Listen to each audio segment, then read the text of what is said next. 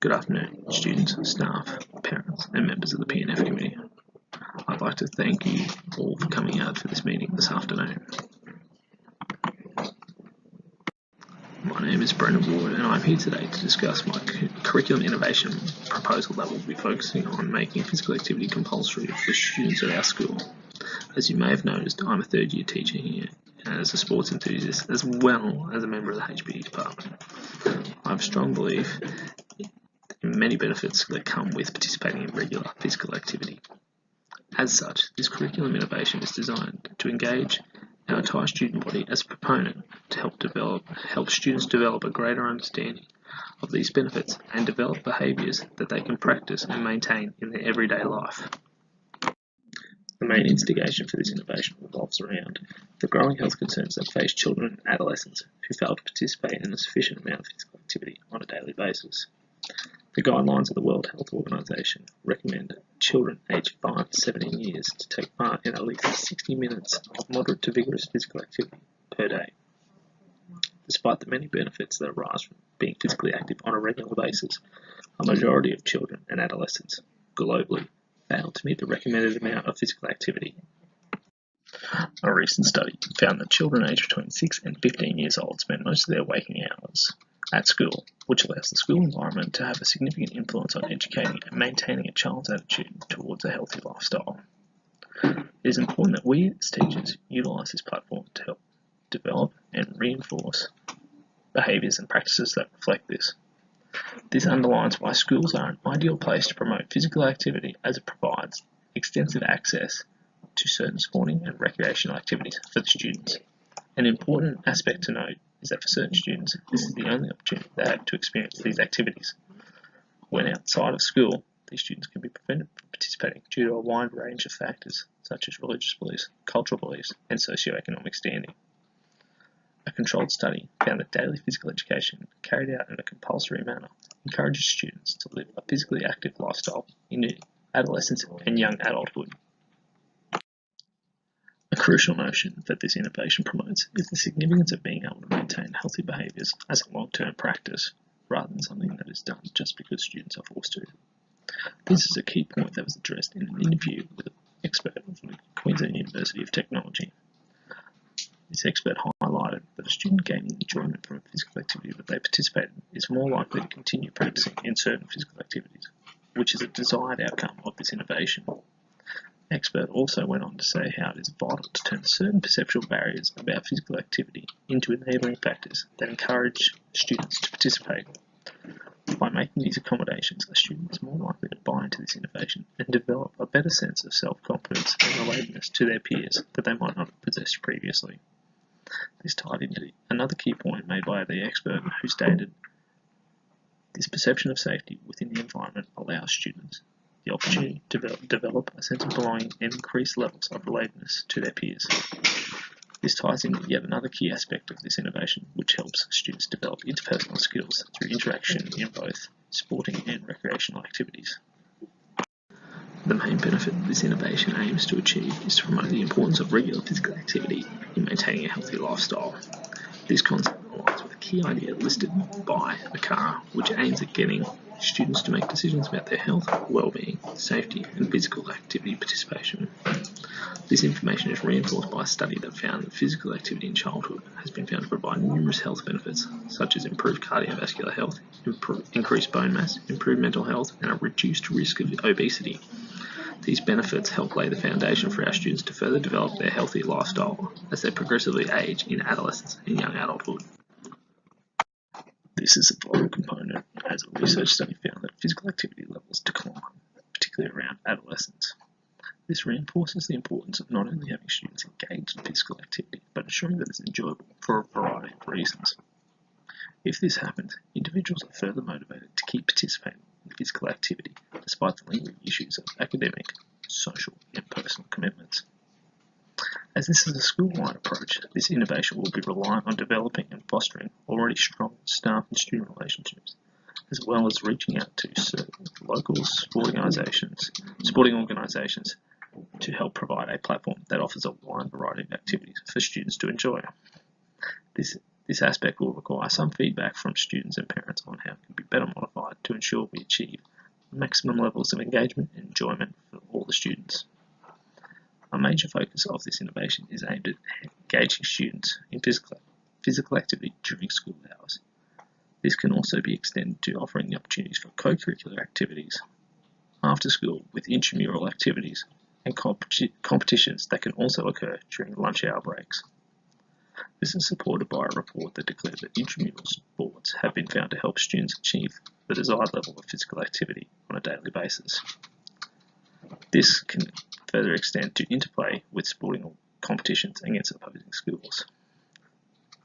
These concepts are heavily aligned with the ACARA rationale for HPE, which states, in an increasingly complex, sedentary and rapidly changing world, it is critical for every young Australian to not only be able to cope with life's challenges, but also to flourish as healthy, safe and active citizens in the 21st century. This is a strong investment in the future of the Australian population. By instilling these concepts and practices, students are being better prepared to enter the world as people who recognise the significance of maintaining a healthy lifestyle.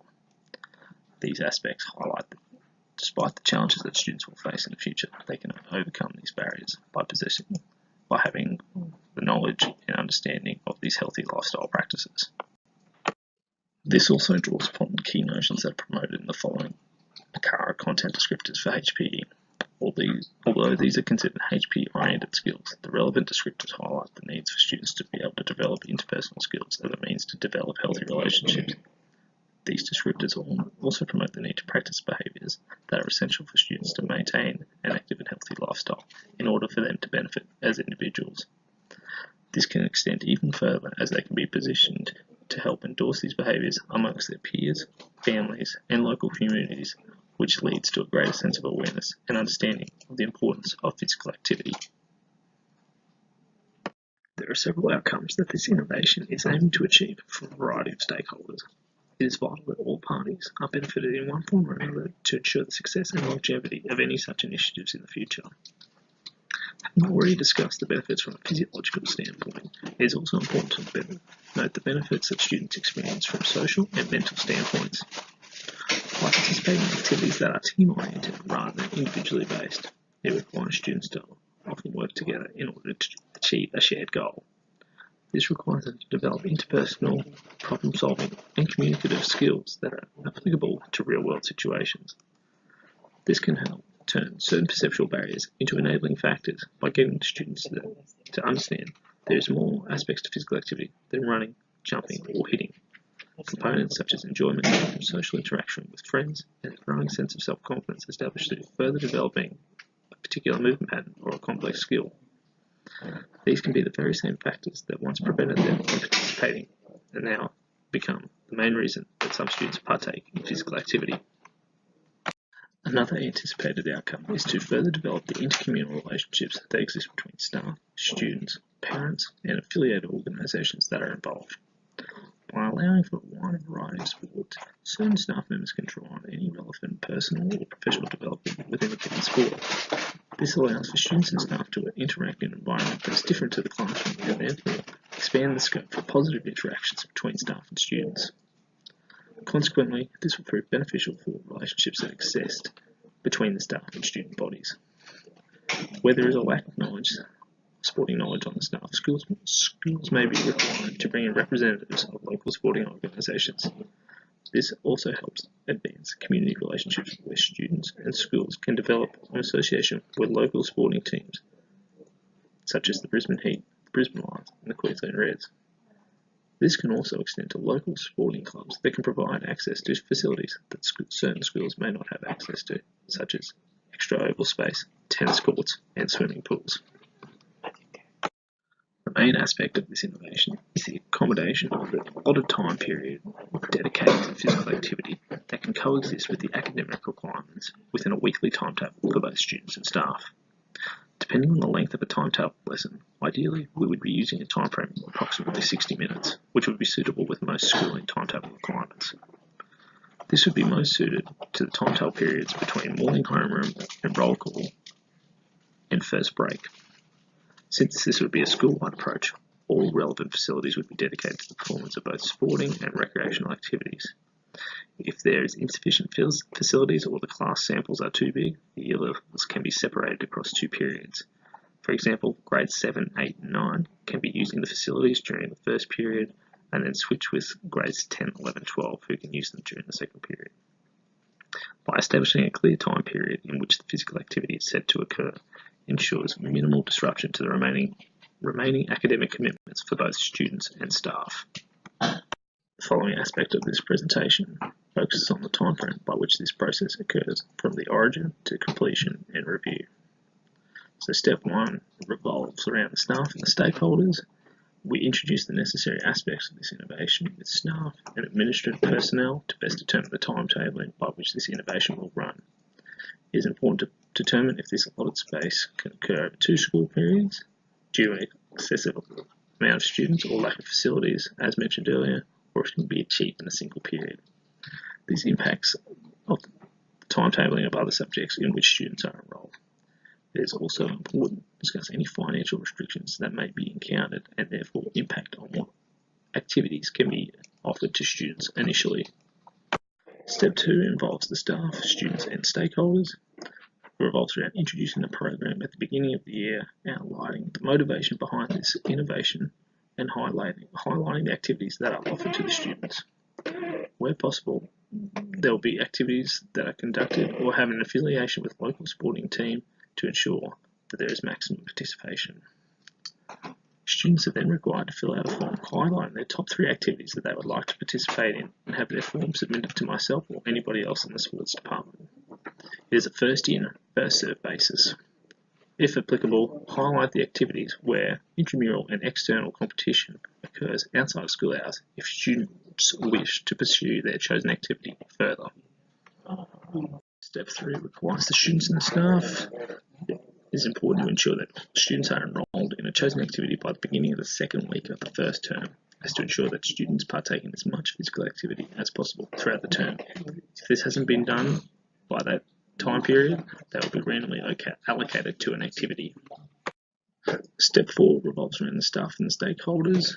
They're required to monitor the levels of engagement and enjoyment over the course of the term and note which activities are prosperous and which ones have not been. This also requires them to seek feedback from students, staff and any external coaches that are involved with any given activity.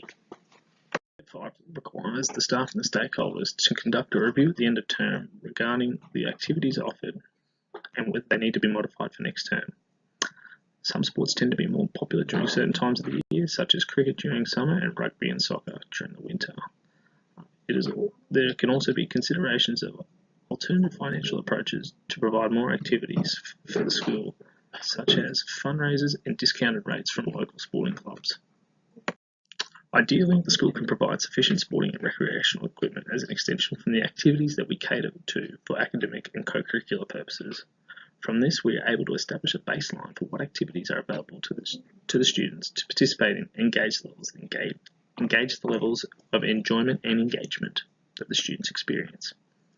Using this information, if required, we can expand the variety of activities we can offer through the use of federally funded sporting programs that are applicable through the school gaining financial grants. I'll leave you today with a few examples of the programs that our school would be eligible for under the federally funded Sporting Schools program. These particular programs are at the lower end of the range as they focus on the basic fundamental skills required in these particular sports. As students progress, that would open up the possibility of bringing in a more advanced coaching program down the line. I would like to thank you all for coming to today's presentation. I hope it was informative and look forward to building towards an active and healthy future together.